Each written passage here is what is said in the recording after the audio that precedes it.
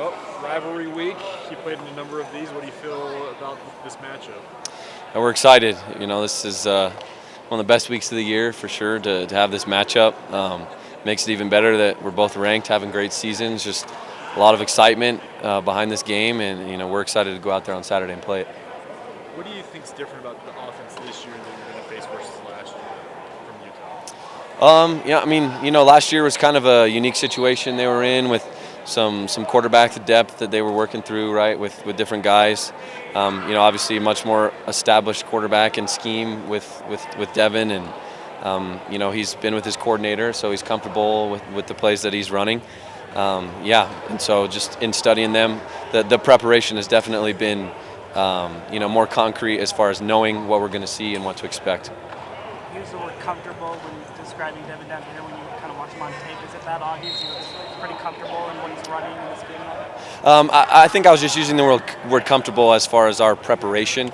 When you know who you're seeing going into a game and his skill set and what his tendencies are and what his strengths or what his weaknesses might be, you're more prepared. But we've definitely had a great week so far studying film and in our preparation, and we're going to continue to do that up until Saturday. What's the biggest challenge in defending a dual threat quarterback like him? He's a great athlete. I think he's really shifty, able to make guys miss. And so, in the run game, he adds, an additional challenge there because, when the quarterbacks run the ball, they have an extra blocker, right? So, and we've seen that on film in all the games. He carries the ball extremely well and is a threat in that way. And he finds his receivers, too, down the field when they're open. But, we're excited to play against a great player like him. Where have you seen Fale grow the most in this past year? Fale, I spend a lot of time with him, obviously, in the safety room and in training this offseason. I think he's just taken huge strides in, number one, his confidence and just believing in himself as an athlete, but also just understanding, of the defense. I think he's come to really understand his position, understand, leverage of tackling and, angles, and you see that on the field in the way that he makes plays. Obviously, he's a long player, got great athleticism, so he puts himself in positions to make plays, and he does that consistently in the games. Has having faced Noah Fifita help you prepare for them here? Absolutely. Noah was a great challenge for us last week. Very accurate quarterback, and he took care of the ball really well. So that was good prep for us. Last week in the Utah-Arizona State game, it looked like Arizona State was having troubles tackling. Are you guys really focusing on that this week as far as tackling? We haven't had any additional emphasis on it. I feel up to this point we've tackled well in all of our games, and that just comes down to our technique and trusting the fundamentals of what we build everything off of in our defense. So we're going to continue to go out there and play the way that we play and trust our technique. You were made to deal with a lot of adversity defensively, a lot of guys going out, a lot of guys stepping up. How does that help the defense as a whole prepare for a game like this?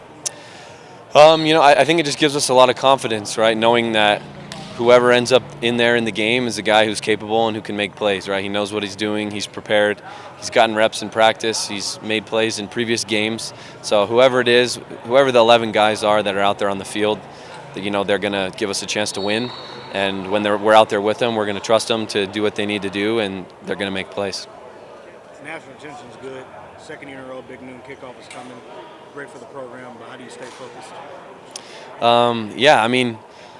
There's a lot of hype and exterior, talk and stuff surrounding this game, and there always is, regardless of whether it was a big noon kickoff game or not. But just remembering that each week we have a new opponent, right? We have a new challenge, and our goal in that week is to go 1-0. And if we keep stacking that all the way through the season, then we'll love the result when we get to the end. But just staying focused on what we know to be important and how to prepare. Tanner, you're one of 4 guys on the team that played was on the team in 2021 when you beat him here. Yep. You were redshirting, I think. That's correct. What's your core memory of that win for BYU? That was the first game I ever dressed for as a college player. Made a couple of plays on special teams in that week in practice. So, the coaches told me that I was going to dress. And I just remember when we rushed the field and won, somehow amongst all those tens of thousands of people, I found my dad in the stadium. or down on the field. So that was pretty crazy, but really special memory for us. Yeah. What have you brought that up this week as you've talked to the guys about this game and kind of what the atmosphere will be at Rivalry? Haven't really mentioned that. A lot of our younger guys are starting to, I think, really realize and figure out how important truly this game is, and knowing why it's important to us and why we want to win it. And so just making that clear to them, but also staying within ourselves and being who we are and playing our game. Kalani said there were grown men crying after that win. Was your dad one of them? He definitely probably was. I don't know if I caught him crying, but he probably was one of those people. More for Tanner.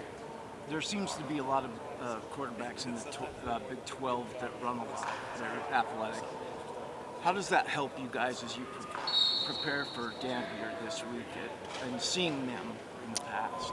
Yeah, week in, week out, as you say, there's a lot of dual threat type quarterbacks. So in the way that we pursue to the ball and understanding our fits across all the levels, whether it's at the D-line or backers or in the secondary, we know how to pursue and the angles to take. We've got a lot of reps under our belt doing that, and we're going to go out and trust our preparation. All right, thank you. Thank you.